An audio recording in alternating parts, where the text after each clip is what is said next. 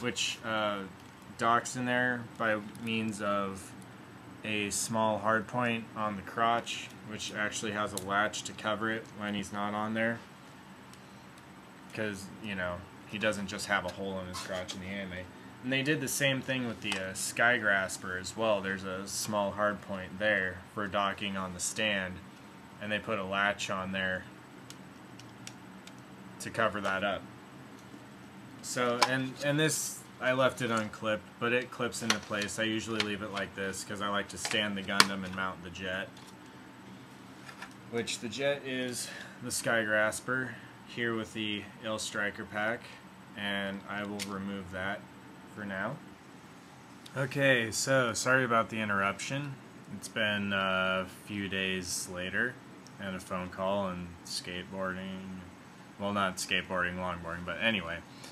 As I was saying, Sky Grasper. The orange parts aren't painted, they'd be more yellow. Really the only paint you would really need on this is just maybe some black wash for the panels, you know, cockpit, the figures inside the cockpit, which are Mu and Kigali from the anime. The cockpit opens, pretty cool, clear plastic. The main beam gun, the dorsal beam gun, can rotate on a turret and pivot up and down slightly, although the pitch range is just pretty limited, but whatever. The flaps on the wings move up and down. There's a little door in the back for you can move that down and put the Aile Striker or the back parts of the launcher and sword striker in there. There's hard points on the wings on these pods, similar to the Strike's shoulders. You just pull it out, lift it up. But instead of removing a panel, there's a blue panel here you just slide back. And that's also for the launcher and sword packs. So I'm really, really hoping that they put those out, you know, since they went through to this effort to put in a means to attach them. They have this, you know, yellow molding inside of the thruster to make it kind of look like it's burning, which is, I thought that was really, really cool. But I mean, you know, it's a jet, you know, there's not really a whole lot you can say about it, but I do enjoy this a lot more than I thought I would. I built it last, you know, I built the stand first because it's all those big, easy pieces. And then I built the Aile Striker just to put it on the Gundam, and I kind of finally got to this, and I was just like, wow. You know, when I was done, it's just really cool. You know, I kind of like it a lot more than I expected I would, so, you know, that's nice. There's also little pieces here which you can put on the wings and attach the shield and the beam rifle when it's carrying the Aile Striker, and I just don't care for it. I have the little action figure of the Aile Strike with the Sky Grasper, and you know, it's basically the same things on there, and just, it doesn't do it for me aesthetically. It just looks blah. So anyway, forgot to mention one of the Strike's weapons, which is the Grand Slam sword, which mine's bent, just came out of the box that way, so I'm gonna try and use maybe a hair dryer, or I might take this to school when school starts next week and put it under a heat gun, try to level it out. Anyway, so the Aile Striker is just the optional flight unit, or a space mobility unit for the Strike Gundam. So, you know, it's everything you would expect. It's got, you know, 4 big old thrusters. You know, these 2 are on binders, so they can, you know, pivot independently of the Gundam, more or less. The flaps move, you know, for atmospheric flight. There's little flaps inside of this inside of these engines that can move up and down to, you know, direct the thrust. The beam sabers are on here, so let's put it on.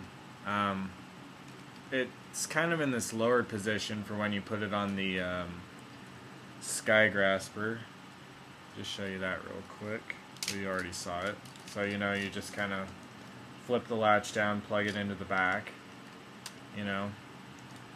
Now, it doesn't fit onto the strike like that, so they have this little thing where it kind of, you know, pivots. You lift the top up and it kind of pivots up and spaces out. So then you just kind of, you know, spread these out a little bit, you know, lower them. Just kind of a down and out thing with the binder pods. And you have the strike here.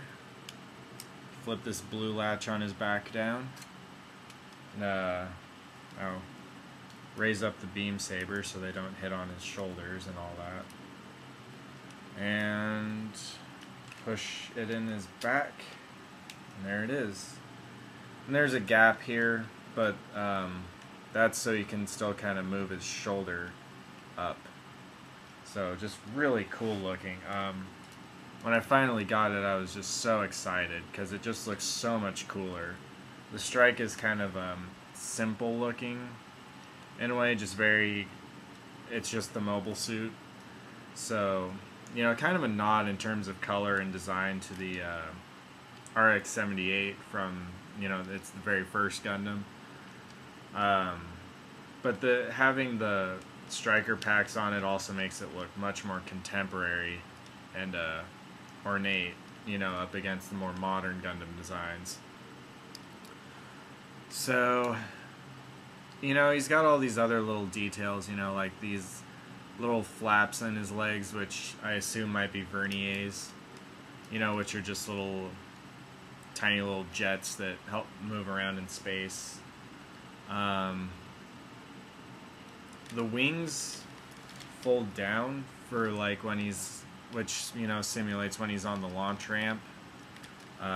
You just kind of gotta lower them, pull them out. If I could do that, I'm not left-handed. There we go. And then they just fold down like that. And there he's kind of all compact, you know, and then you just kind of reverse the process, you know.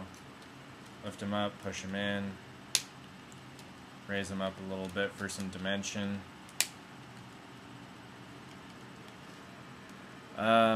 Beam sabers are included. They just kind of store in there. They pop out real easy. They come with transparent beam blades. So yeah, you could have him displayed with the beam rifle clipped on his back, you know, and have the Grand Slam in one hand, the beam sabers and the knives stored away, and the shield in the other. He doesn't hold the Grand Slam very well one-handed just because it's so heavy, but that would look really cool. I mean, this guy just, when you put this on, he just looks so much more aggressive and just a lot cooler, you know. He's got, it's kind of got this whole swept back design, you know, a lot of points coming out behind him. Just fast looking, you know. They did a really good job aesthetically with the Strike Gundam, I think. The kit is also available in the Rouge color, where, you know, the blue is red and the red is pink and the white is still white. And that's all bundled together as Aile Strike Rouge. I don't like the colors much, so I just bought the Strike and bought the Aile. That's how you have to do it. You have to buy them separate if you want it to be in the cool colors. So yeah, this is just by far my favorite kit that I've ever done. So yeah, and the next review will be the Perfect Grade Wing Zero. And there's less to talk about with that than there was with this guy, so I'll put some comparison in there as far as which I like better. So, take it easy, have fun, peace.